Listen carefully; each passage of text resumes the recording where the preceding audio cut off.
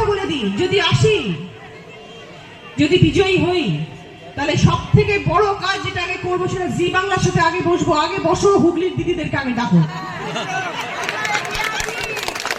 সবার আগে বলবো, ভাই আমাকে দিদি নাম্বার 1 করতে চাও, আমার হুগলি জেলার মানুষ আমাকে জিতিয়ে নিয়ে এসছে, হুগলি জেলার দিদিদেরকে আগে দিদি নাম্বার 1 ডাকবো, তারপরে সব দিদিরা আসবে।